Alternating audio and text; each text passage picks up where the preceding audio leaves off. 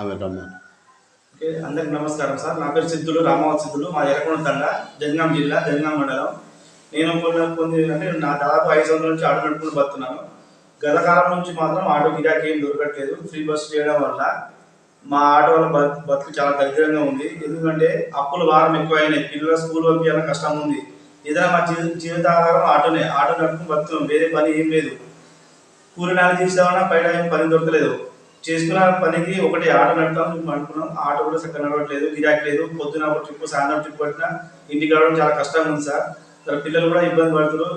అప్పటికే మాత్రం చాలా, అప్పటి నుంచి ఇప్పుడు చాలా డిఫరెంట్గా అయిపోయింది బతుకులని మాయ. ఏదైనా చేసి మాకేమైనా ఆదుకోవాలని కోరుకుంటున్నాం సార్. ఆటోలు ఇంకా ఘోరంగా ఉన్నాయి మా బతుకులు అయితే. అప్పుడు 4 ట్రిప్పులు కొడితే ఇప్పుడు ఒకటే ట్రిప్ మీద ఆధారపడి ఉండడం అవుతుంది. ఇల్లు కలగా ఫ్యామిలీ చాలా ఇబ్బంది పడుతున్నాం సార్ మేము. ఇప్పుడు ఆటోలు అంటే మీరు సొంత పైసలతో కొనుక్కున్నారా? మొత్తం ఈఎంఐ కొన్నాం సార్. ఆ ఈఎంఐ 3 కిస్తీలు అయితే అయిపోయినాయి ఆల్రెడీ. వాళ్ళ వేధింపులు బాగున్నాయి. ఆటో వాళ్ళ వేధింపులు అంటే ఫైనాన్స్ వాళ్ళ వేధింపులు.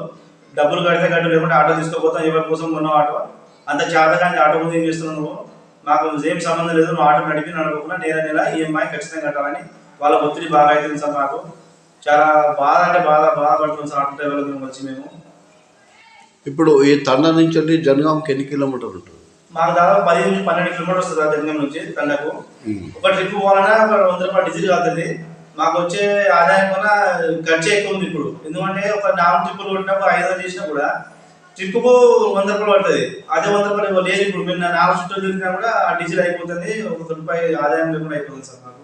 ఎన్ని ట్రిప్పులు కొడతారు రోజు? మేము రోజు అప్పుడు మాత్రం బస్సులు ఫ్రీ లేకుండా 5-6 ట్రిప్పులు కొట్టేది సార్. అప్పుడు ఇప్పుడు అసలు బస్సు ఫ్రీ అయిన ఒక ట్రిప్ కూడా వెళ్తుంది జనాలు. అందరూ ఫ్రీ బస్ అని గాన్పాట నడుచుకుంటే వెళ్ళి అక్కడ నుంచి బస్సులు వెళ్ళిపోతున్నారు సార్. ఇప్పుడు మీరు ఈ బస్సులతోటి పోతారా? ఇక్కడ మీకు బస్సులు రవాణా సౌకర్యం ఉందా ఈ ఊరికి? ఆ బస్సు వచ్చేది మొన్నట వచ్చేది కరోనా టైంలో. ఇప్పుడు బంద్ అయింది. అయినా కూడా గాన్పాట వస్తుంది కదా సార్. గాన్పాట నుంచి వెళ్తారు వాళ్ళు, బస్కి వెళ్తారు. ఈ ఆటోకి 20 రూపాయలు ఏం పెట్టాలి, ఫ్రీ బస్ వేయాలని గాన్పాట నుంచి ఫ్రీగా వెళ్తారు. ఇప్పుడు మీరు ఇక్కడ ఎంత ఎన్ని డబ్బులు తీసుకుంటారు ఇక్కడ నుంచి? ఇక్కడ నుంచి 20 రూపాయలు తీసుకుంటాం సార్. బస్ ఛార్జ్ అంతే, బస్ ఛార్జ్ సేమ్ అంతే, ఎక్కువ పెంచి ఏం లేదు. అదే బస్ వాళ్ళు టికెట్ 20 రూపాయలు కొడతారు. అదే 20 రూపాయలతో ఆటో కూడా నడుస్తుంది. 20 రూపాయలు ఉంటాయి. ఇప్పుడు సుమారు మీ తండలో ఎంతమంది ఆటోలు నడుపుతారు? 3 ఆటోలు ఉన్నాయి సార్. ఆల్మోస్ట్ 2 ఆటోలు బంద్ అయిపోయినాయి. వాళ్ళ గిరాకీ లేక పడతలు పడక వాళ్ళ సైడ్ పెట్టుకున్నారు ఆటో. నేను ఒక్కనే లోకల్ ఇట్లా వెళ్తాను. నేను కష్టపడి నడుపుతున్నా ఒక్కనే. నా ఒకటే ఆడుతున్నారు సార్. ఇక్కడ 3-4 ఆటోలు ఉన్నాయి మొత్తం. అసలు వాళ్ళు 3 పక్క పెట్టేసి వాళ్ళు. అంటే ఎందుకు గిరాకీ లేక? వాస్తవం అంటే గిరాకీ లేవు. అప్పుడు వెళ్ళేది. ఇప్పుడు ఎవరు ఫ్రీ బస్ అని చేస్తారు, ఎవరు వెళ్తలేదు సార్. దానివల్ల గిరాకీ ఏం లేదు. వాళ్ళు పక్క పెట్టుకున్నారు ఆటో. ఇప్పుడు మా తండ్రి వాళ్ళ ఇంటి ముంగంటే ఉన్నాయి ఆటో. పక్క పెట్టేసారు. ఏదో కూలి నాలుగు వెళ్తున్నారు. సుమారు వచ్చినప్పుడు ఎంతమంది ఎక్కుతారు మీ ఆటోలో? 10 మంది ఎక్కుతారు సార్. పోయేటప్పుడు 10 మంది, వచ్చేటప్పుడు 10 మంది ఎక్కుతారు. 10 మంది ఎక్కుతారు. 10 మంది 200 పడుతుంది. కానీ 2-3 పోతే మాకేం పడుతుంది సార్? డీజిల్ మనం కూడా పడదాం. ఒక ట్రిప్ మీకు డీజిల్ ఎంత కాదు? నాకు 150 రూపాయలు డీజిల్ అవుతుంది సార్. పోయి వస్తే 150 రూపాయలు డీజిల్ అవుతుంది. 150. ఇప్పుడు అలా ఎవరు ఎక్కింది? మేము పోయి వస్తే ఎవరు ఎక్కినా ఎక్కువ అమౌంట్ మాత్రం డీజిల్ ఖచ్చితంగా పంపించాలి కదా. అది చాలా లాస్ ఉంది సార్. అంటే ఇప్పుడు మీ జీవనం కొనసాగించాలంటే చాలా ఇబ్బందిగా ఉంది మీకు. అవును సార్, చాలా చాలా జీవనం అంటే పిల్లలు ఇబ్బంది పడుతున్నారు. వాళ్ళు ప్రైవేట్గా పెట్టినప్పుడు గవర్నమెంట్ స్కూల్స్ కనిపిస్తుంది.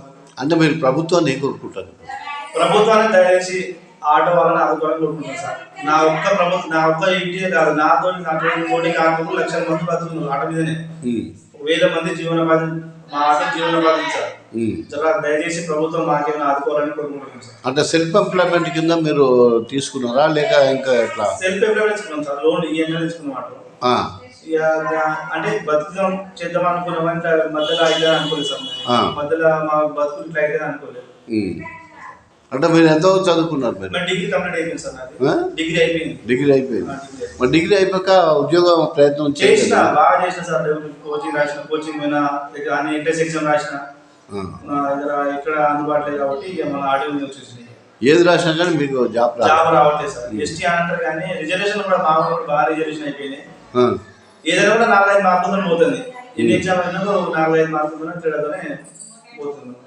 మరి ఎట్లా ఇప్పుడు మీ జీవనం ఎలా గడుపుతుంది? జీవనం అదే సార్. కొంచెం ఆటో వాళ్ళను ఆదుకోవాలి. నేను నాతోటి కార్మికులను నన్ను, ఎందుకంటే మా ఫ్యామిలీ చాలా దగ్గర ఉంటుంది. నాకు 5 పిల్లలు, 3 పిల్లలు, 2 5 ఒక ఒక కుటుంబాన్ని కూర్చుంటే 5 ఉన్నాం మేము. నేను ఒక్కనే ఆధారపడి నా మీద ఆధారపడి ఉంటాను. 4 బతుకుతారు. మీ మీద ఇప్పుడు ఒక 5 మంది ఆధారపడి నాతోటి 5 అంటే 4 ముగ్గురు ఆడపిల్లలు నాకు, 3 అమ్మాయిలు, మా భార్య, 4 నాతో 5. మీకు పొలాలు అవి ఏమైనా ఉన్నాయా? ఒక ఎకరం ఉంది సార్. అది సాగు చేస్తారా? సాగు చేస్తాం.